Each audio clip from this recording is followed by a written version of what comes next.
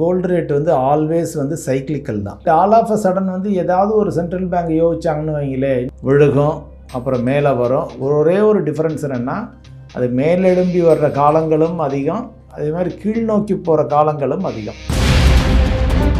நம்ம எல்லாருக்குமே இப்போ வந்து தெரிஞ்சாலும் இல்லை கோல்டு நீ ஏறிக்கிட்டே தான் இருக்கும், கோல்டு இறங்கவே இறங்காது அப்படின்னு நம்ம நினச்சிக்கிட்டே இருந்தாலும், இது வந்து மார்க்கெட் எக்கானமி. ஸோ அதனால் வந்து மார்க்கெட் என்ன நினைக்குதோ, ஒரு ஆயிரக்கணக்கான நபர்கள், லட்சக்கணக்கான கோடிக்கணக்கான நபர்கள் சேர்ந்து என்ன நினைக்கிறாங்களோ, அவங்க பயம்னு நினச்சாங்கன்னா போய் தங்கத்தை வாங்கி வாங்கி விலையை ஏற்றுவாங்க.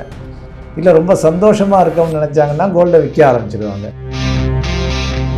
உங்களோட பழைய தங்க நகைகளை விற்க, அடகு வச்ச தங்க நகைகளை மீட்டு நியாயமான விலைக்கு விற்க இப்போவே ஜிஎன்ஆர் கோல்டு ட்ரேடர்ஸ்க்கு கால் பண்ணுங்க.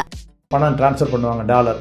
அதை வந்து ரஷ்யா யூஸ் பண்ண முடியாதுன்னு கட் பண்ணாங்க. ஸோ இப்போ அதையெல்லாம் நாங்கள் அமெரிக்கா திறந்து விடுறோங்கிறாங்க. இன் ரெஸ்பான்ஸ் அமெரிக்கா என்ன சொல்லுது, ரஷ்யா வந்து நீ உக்ரைன் மேலே உள்ள போரை நிப்பாட்டணுங்குது. இது சுமூகமாக ஆகிவிட்டால் தங்கம் விலை டெஃபினட்டாக குறையும். பல நாடுகள் வந்து இந்த கோல்டை வாங்குறதுல வந்து பயங்கர மும்முரமாக இருந்தாங்க இல்லையா, அதுவுமே இப்போ குறையும் அப்படிங்கிற மாதிரியான ஒரு பேச்சு போயிட்டுருக்கு. இது உண்மைதானா? எப்போ படுத்து கிடக்கும் தங்கத்தினுடைய விலை, எப்போ படுத்து கிடக்குதோ அப்போ தான், அதாவது எல்லாரும் வெறுத்து போவாங்க, தங்கத்தை எல்லாம் கொண்டு விற்பாங்க, ஏறவே மாட்டேங்குது, விலை இங்கே இருக்கையில் யாரும் வாங்க மாட்டாங்க. அப்புறம் இங்கே ஏறையில் ஐயோ வாங்கணுமா வேண்டாமா போல ஏறிச்சு அப்படின்னு யோசிப்பாங்க. அவங்க யோசிச்சுக்கிட்டே இருக்கையில் இங்கே போயிடும், ஆஹா நான் பஸ்ஸை மிஸ் பண்ணிட்டேன்டா அப்படின்னு இங்கே போய் வாங்குவாங்க. முதல் இப்படி விழுகும், இதோட பரவாயில்ல, இதில் எக்ஸிட் ஆகிட்டு வந்துட்டா பரவாயில்ல, அப்புறம் இப்படி விழுகும். அதே தான் சார் இப்போ நடந்திருக்கு. ரிஃப்ளெக்ட் நேயர்களுக்கு வணக்கம். தங்கம் சார்ந்த நிறைய விஷயங்களை நம்ம கூட பகிர்ந்துக்கிறதுக்கு இன்னைக்கு mutual fund distributor Chockalingam sir அவர்கள் தான் இணைஞ்சிருக்காரு. வணக்கம் சார். வணக்கம். வணக்கம். எப்படி சார் இருக்கீங்க? நல்லா இருக்கு. நல்லா. லாஸ்ட் டைம் நம்ம கோல்டை பற்றி நிறைய விஷயங்கள் பேசியிருந்தோம். அது மக்களுக்கு மத்தியில் நல்ல ஒரு ரீச் வந்து கொடுத்துருந்தது. அடுத்தடுத்து கோல்டு சார்ந்து நிறைய டவுட்டுகள் மக்களுக்கு இருக்கு இல்லையா, ஸோ அது எல்லாத்தையுமே கிளியர் பண்ணலாம் அப்படிங்கிற ஒரு விஷயத்தில் தான் சார் வந்திருக்கேன். ரீசெண்ட் டேஸாகவே இந்த கோல்டு ரேட் அப்படிங்கிறது வந்து 80,000க்கும் கீழே குறையும் அப்படிங்கிற ஒரு பேச்சு வந்து போயிட்டுருக்கு. அதாச்சும் இந்த 2027 எண்டில் வந்து கிட்டத்தட்ட 80,000க்கும் கீழே வந்துடும் இந்த கோல்டு ரேட் அப்படிங்கிற மாதிரியான ஒரு பேச்சுகள். ஆனால் நம்ம ஆரம்பத்துலேருந்தே பார்த்துட்டு இருந்தது எப்படியும் 2 lakhsலாம் தாண்டி இந்த கோல்டு ரேட் போயிடும் அப்படிங்கிற மாதிரியான ஒரு பேச்சும் போயிட்டு இருந்தது. இந்த கோல்டு ரேட் எப்படி சார் இருக்கும்? ஜென்ரலாகவே வந்து பார்த்தீங்கன்னா கோல்டு ரேட் வந்து ஆல்வேஸ் வந்து சைக்கிளிக்கல் தான். அதாவது ரொம்ப அன்சர்டைன் பீரியடு, நிச்சயமற்ற தன்மை நிலவையில் கோல்டு வந்து ஏறும், தங்கம் வந்து ஏறும். ஒரு உலகமெல்லாம் ஒரு நல்ல லெவலுக்கு வந்துருச்சு, ஒரு அன்சர்டனிட்டி ரொம்ப இல்லை, ஒரு நிச்சயமுள்ள தன்மை ஸ்டேபிளாக இருக்குது, எக்கானமிஸ் கண்ட்ரிஸ் எல்லாம் ஸ்டேபிளாக இருக்குது அப்படின்னு வந்து பார்த்திங்கன்னா உடனே அது மாதிரி சூழ்நிலை நிலவையில் உடனே கோல்டு ரேட் வந்து குறைய ஆரம்பிக்கும். ஏன்னா இது வந்து நார்மல். ஆனால் ரொம்ப லாங் டேர்மில் 20 வருஷம் 30 வருஷம் 40 வருஷம்லாம் எடுத்து பார்த்திங்கன்னா தங்கம் வந்து பணவீக்கத்தை தாண்டிய ஒரு வருமானத்தை கொடுத்துருக்கும். உதாரணத்துக்கு வந்து பணவீக்கம் வந்து 5% வச்சுங்களேன், தங்கம் வந்து ஒரு 6%, 6.5%, 7% கொடுத்துருக்கோம் ரொம்ப லாங் டேர்மில். இதுக்கு இடப்பட்ட காலங்களில் வந்து விழுகும், அப்புறம் மேலே வரும். ஒரே ஒரு டிஃப்ரென்ஸ் என்னென்னா, அது மேலெழும்பி வர்ற காலங்களும் அதிகம், அதே மாதிரி கீழ் நோக்கி போகிற காலங்களும் அதிகம்னா சைக்கிள் சொல்லுவாங்க. சைக்கிள் வந்து ஒரு 6 வருஷம் 7 வருஷம் அது மாதிரி கொஞ்சம் லாங் சைக்கிள் கோல்டுக்கு வந்து. ஸோ இப்போ லாஸ்ட் டைம்லாம் வந்து பார்த்திங்கன்னா கோல்டு வந்து இன்னும் 2012லேருந்து 18 வரைக்கும் அந்த பீரியட்லாம் வந்து பார்த்திங்கன்னா கோல்டு உச்சத்தை தொட்டு திருப்பி கீழே ஒரு 25% இறங்குச்சு. 25% இறங்கி திருப்பி அதே உச்ச லெவலில் போய் அடைகிறதுக்கு கிட்டத்தட்ட 7 வருஷம் எடுத்துக்கிட்டுச்சு. ஸோ அதனால் இப்போ பீக்கில் போய் வாங்கினவங்க 7 வருஷம் வெயிட் பண்ணால் தான் அந்த பீக் ரேட்டுக்கு வரும். அப்புறம் அதுக்கு மேலே அவங்க லாபம் வர்றதுக்கு வெயிட் பண்ணணும். ஸோ அதிகமாக பொறுமை உள்ளவர்கள் வந்து கோல்டில் போகலாம், ஒன்றும் பிரச்சனை இல்லை. ஸோ அதனால் இந்த முறையும் நம்ம எல்லாருக்குமே இப்போ வந்து தெரிஞ்சாலும் இல்லை கோல்டு நீ ஏறிக்கிட்டே தான் இருக்கும், கோல்டு இறங்கவே இறங்காது அப்படின்னு நம்ம நினச்சிக்கிட்டே இருந்தாலும் காலம் தன் கடமையை செய்யும்.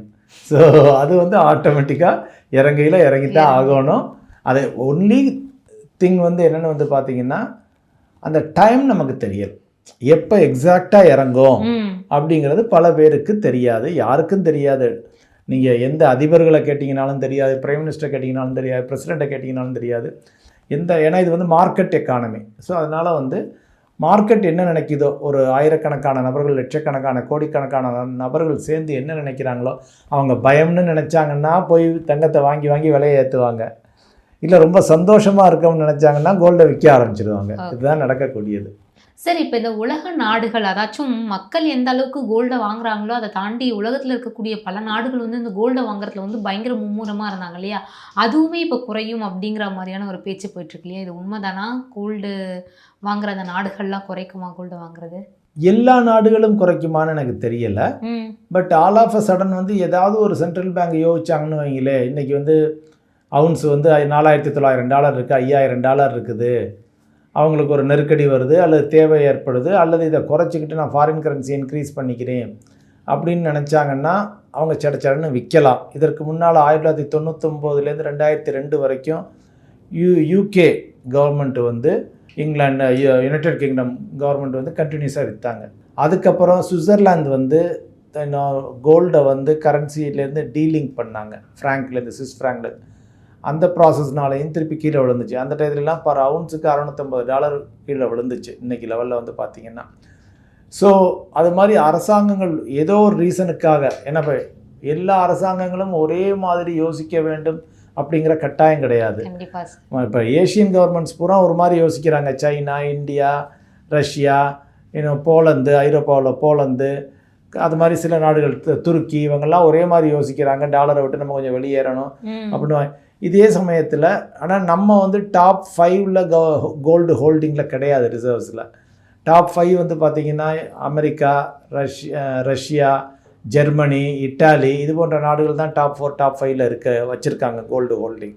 ஸோ இப்போ அவங்க நினச்சி ஏதாவது விற்றாங்கன்னா தான், அல்லது இந்திய அரசாங்கமே எதுக்கு ஏதோ ஒரு ரீசனுக்காக விற்றாங்கன்னா தான் அது ஒன்று.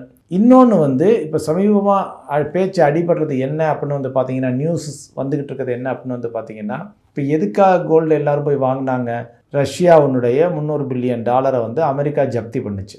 அதுக்காகத்தான் எல்லா அரசாங்கங்களும் நாங்கள் போய் வாங்குகிறோம்னு சொல்லி கோல்டை வாங்க ஆரம்பித்தாங்க. இப்போ அதே அமெரிக்கா, அதே ரஷ்யா 2 பேரும் கைகோர்க்க போகிறாங்கன்னு நியூஸ் வருது. ஸோ இப்போ அவங்க உக்ரைன் போரை நிப்பாட்ட போகிறாங்க. ஏன்னா ரஷ்யாவுடைய எக்கானமி ரொம்ப இந்த தடைகள் போட்டதுனால, விதிகள் போட்டதுனால ரொம்ப அடிபடுது. அப்போ வந்து அவங்க வந்து அமெரிக்கா வந்து என்ன பண்ணியிருக்காங்க, அவங்களுக்கு டாலர் செட்டில்மெண்ட் ஸ்விஃப்ட்னு இருக்குது. நாடுகளுக்கு இடையே நடக்கக்கூடிய வர்த்தகத்துக்கு வந்து ஸ்விஃப்ட் மூலம்தான் அவங்க பணம் ட்ரான்ஸ்ஃபர் பண்ணுவாங்க, டாலர்.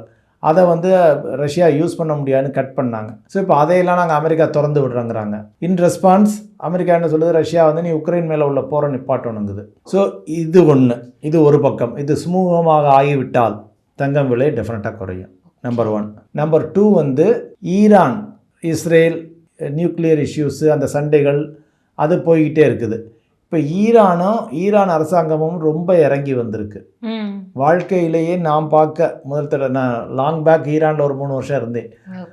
வாழ்க்கையிலே வந்து பார்த்திங்கன்னா இப்போ தான் ஈரான் அரசாங்கம் வந்து மக்கள்கிட்ட நாங்கள் செஞ்சது தப்பு, சாரி அப்படின்லாம் கேட்குறாங்க. இனிமேல் அது மாதிரி நடக்காது. இப்போ இடையில அடக்குமுறை நடந்தது, இராணுவத்தை இறங்கி எல்லாம் பண்ணாங்க, செஞ்சாங்க. ஸோ இப்போ அவங்களும் வந்து நாங்கள் அமெரிக்காவோட ஒத்து வர்றோம், நாங்கள் எங்கள் நியூக்ளியர் ஃபெசிலிட்டியெல்லாம் வந்து காமிக்கிறோம், நாங்கள் நியூக்ளியர் வெப்பன் தயார் பண்ணலை அப்படின்னு வந்து ஒரு ஸ்மூத்தாக ரிலேஷன்ஷிப் வர்ற மாதிரி இருக்குது. அவங்களும் அமெரிக்காவோட ஒத்து போய் வர்றாங்க, அமெரிக்கா இஸ்ரேலோட. ஸோ இப்போ இதெல்லாம் நடக்கையில் அந்த இப்போ 2 மேஜர் இஷ்யூஸ் தான் ஓடிக்கிட்டு இருக்கு. கொஞ்சம் டஸ்லாக இருக்குது. மீதி சிரியா, அது இதெல்லாம் சின்ன சின்ன நாடுகள், அதெல்லாம் விட்டுருங்க, அது உலகளாவிய பிரச்சனைலாம் வராது. ஸோ இப்போ இந்த 2ம் நடந்துக்கிட்டு இருக்கிறதுனால இது 2மே சுமூகம் ஆயிடுச்சுன்னா அப்போ டென்ஷன் ஓரளவு குறைஞ்சிருச்சு. ட்ரேடு வார் ஓரளவு, இப்போ வர்த்தக போர் ஓரளவு கிராஜுவலாக குறைஞ்சிக்கிட்டே வருது. இந்தியா சைன் அப் பண்ணிடுச்சு, சைனா, எல்லோரும் கொஞ்சம் கொஞ்சமாக. டென்ஷன் உள்ளுக்குள்ளே இருக்க டென்ஷன் இருக்கும், பட் ரொம்ப பெரிய டென்ஷன்னு சொல்கிற அளவுக்கு இல்லை. ஸோ இது எல்லாமே அப்போ ஸ்மூத்தாக வந்துச்சுன்னா எக்கானமிஸ் எல்லாம் ஸ்மூத்தாக வருது. எக்கானமிஸ் எல்லாம் ஸ்மூத்தாகி ஜியோ பொலிட்டிக்கல் டென்ஷன்னு சொல்கிறோம் இல்லையா, உலகளாவிய பிரச்சனைகள், அதெல்லாம் குறையில கோல்டு டெஃபினட்டாக அடிபட ப்ரைஸே அடிபட வாய்ப்பு இருக்கிறது. சென்ட்ரல் கவர்மெண்ட்ஸும் கொஞ்சம் ஸ்டாப் பண்ணுறதுக்கு வாய்ப்புகள் இருக்கின்றன. அட்லீஸ்ட் அவங்க விற்காமல் இருக்கலாம், பட் அவங்க பையிங்கை ஸ்டாப் பண்ணாவே வந்து விலை குறையும். சார், இப்போ இன்னொரு விஷயம் சார், இந்த அமெரிக்க டாலர் பொறுத்த வரைக்கும் அந்த டாலர் எப்போ அதிகரிக்குதோ அப்போ இந்த கோல்டுடைய ரேட் குறையும் அப்படிங்கிற மாதிரியான ஒரு விஷயம் இருக்குது இல்லையா. ஸோ அந்த வகையில் ட்ரம்ப் அவர்கள் அமெரிக்க டாலரை வந்து ஸ்ட்ரென்த் பண்ணணும் அப்படிங்கிறதுல வந்து ஒரு பயங்கரமான ஒரு விஷயத்தில் இறங்கியிருக்காரு. கண்டிப்பாக அதோடைய டாலருடைய மதிப்பை மதிப்பை வந்து அதிகரிப்பார் அப்படிங்கிற மாதிரியான ஒரு விஷயங்கள் இருக்கு இல்லையா சார், அதை கொஞ்சம் கிளியராக சொல்லுங்கள் சார். இல்லை, எப்போவுமே வந்து டாலர் ஸ்ட்ரென்த் ஆச்சுன்னா தங்கத்தினுடைய விலை வந்து விழுகும். டாலர் ஸ்ட்ராங் ஆச்சுன்னா தங்கத்தை. அதே சமயம் டாலர் வீக் ஆச்சுன்னா தங்கத்தினுடைய விலை விழுகும். ஸோ இப்போ டாலர் எப்போ உங்களுக்கு இன்னும் ஸ்ட்ராங் ஆகும், எப்போ வீக் ஆகும், இன்ட்ரெஸ்ட் ரேட்டு அது இதெல்லாம் மல்டிபிள் ஐட்டம்ஸ் இருக்குது. அதே மாதிரி இன்ட்ரெஸ்ட் ரேட்டு உங்களுக்கு ஏறிச்சினாலும் தங்கத்தினுடைய விலை விழுகும். ஏன்னா தங்கத்தில் வந்து எந்த விதமான வட்டி வருமானமும் கிடையாது. அப்போ வந்து பாண்டில் எனக்கு அதிகமான வட்டி வருமானம், டாலர் பாண்டில் எனக்கு அதிகமான வட்டி வருமானம் கிடைக்கிது அப்படின்னா நான் தங்கம் வாங்குறதை நிப்பாட்டிட்டு டாலர் பாண்டை வாங்க ஆரம்பிச்சிருவேன். ஸோ எல்லோரும் பாண்டை வாங்க போகையில் ஆட்டோமேட்டிக்காக கோல்டு விலை குறையும். ஸோ இது வந்து எப்போ நடக்கும் அப்படிங்கிறது எக்ஸாக்டாக எனக்கு தெரியாது. ஆனால் இது வந்து எதை வச்சு யூஎஸ்னுடைய இன்ட்ரெஸ்ட் ரேட் ஏற்ற இறக்கங்களை வச்சு தான் இது வந்து நிகழும் யூஸ்வலாக. ஸோ இதுதான் அதுக்கு உண்டான ரிலேஷன்ஷிப். இன்னொன்று வந்து ஸ்பெசிஃபிக் டு இந்தியா அப்படின்னு வந்து பார்த்திங்கன்னா என்னென்னு வந்து பார்த்திங்கன்னா, இப்போ நம்மளுடைய ருப்பி வந்து இவ்வளோ நாளாக டிப்ரிஷியேட் ஆச்சு, ஓகே, தேய்மானம் ஆச்சு. இப்போ நம்மளுடைய ரூபாய் அப்ரிஷியேட் ஆகுதுன்னு வைங்க, இப்போ 92க்கு போயிட்டு திருப்பி 90, 50க்குலாம் வந்துச்சு. ஸோ நம்மளுடைய ரூபாய் அப்ரிஷியேட் ஆச்சுன்னா அப்போ உள்நாட்டு மக்களுக்கு தங்கத்தினுடைய விலை குறையும். Okay, to that extend. நம்ம டாலரில் தான் வாங்குகிறோம். இப்போ அப்ரிஷியேட் ஆகிடுச்சுன்னா நம்ம குறைஞ்ச டாலர் தான் கொடுக்கணும் கோல்டை வாங்குறதுக்கு. அப்படிங்கையில் வந்து அதுவும் ஒரு வாய்ப்பு இருக்குது இந்திய மக்களுக்கு. ஒருவேளை ருப்பி அப்ரிஷியேட் ஆச்சுன்னா அந்தளவுக்கு அப்ரிஷியேட் ஆக விட்டுற மாட்டாங்க. ஏன்னா அப்ரிஷியேட் ஆச்சுன்னா நம்மளுடைய ஏற்றுமதிகள் பாதிக்கப்படும். ஸோ அதனால் ருப்பி வந்து அப்ரிஷியேட் ஆச்சுனாலும் நம்ம மக்களுக்கு இது வந்து separate. Apart from world prices இன்னும் ஃபர்தராக இந்தியாவுக்கு தனித்து எப்படி குறையும் அப்படின்னு கேட்டிங்கன்னா, இந்திய ருப்பி அப்ரிஷியேட் ஆச்சுனாலும் தங்கத்தினுடைய விலை நம்ம மக்களுக்கு குறையும். கண்டிப்பாக சார். இப்போ கோல்டு ஒருத்தர் வாங்குறாங்க அப்படின்னாலே அது ஃபிசிக்கல் கோல்டாக இருக்கட்டும் இல்லை ETF-ஆக இருக்கட்டும், அது வாங்குறதுக்கான சரியான நேரம் எது சார்? எப்போ படுத்து கிடக்கும் கோல்டு வந்து தங்கத்தினுடைய விலை எப்போ படுத்து கிடக்குவோ அப்போ தான், அதாவது எல்லாரும் வெறுத்து போவாங்க, தங்கத்தை எல்லாம் கொண்டு விற்பாங்க, ஏறவே மாட்டேங்குது அப்படின்னு சொல்லிட்டு. ஸோ மொத்தமாக வாங்க நினைக்கிறவங்க அது மாதிரி பீரியடும் வரும் வரும் வரும் எல்லா சமயத்துலேயும் வரும், எல்லாருக்கும் கிடைக்கும். இதுக்கு முன்னாலேயும் இருந்துச்சு, அது இனிமேலும் வரும். நம்ம கடந்த ரொம்ப காலமெல்லாம் போனோம், கடந்த 10 வருஷத்துக்குள்ளேயே இருந்திருக்கு. 2015, 16 வாங்கியிருந்தீங்கன்னா ரொம்ப சீப்பாக வாங்கியிருக்கலாம், ஒன்றும் பிரச்சனை இல்லை. அதுக்கு முன்னால் 2006, 2007 வாங்கினீங்கன்னா ரொம்ப சீப்பாக வாங்கியிருக்கலாம். ஸோ அதனால் அதே மாதிரி ஒரு தருணம் வந்து இன்றைக்கி விலை 14,000 சொச்ச ரூபாய்ன்னு இருக்குது. 14,400 14,300 பர் கிராம் ஆபரண தங்கம் கோட்டாகுது. ஸோ அது வந்து 10,000க்கு வந்தாலும் வரலாம், 8,000க்கு வந்தாலும் வரலாம், வர வாய்ப்பு இருக்கிறதானா இருக்கிறது.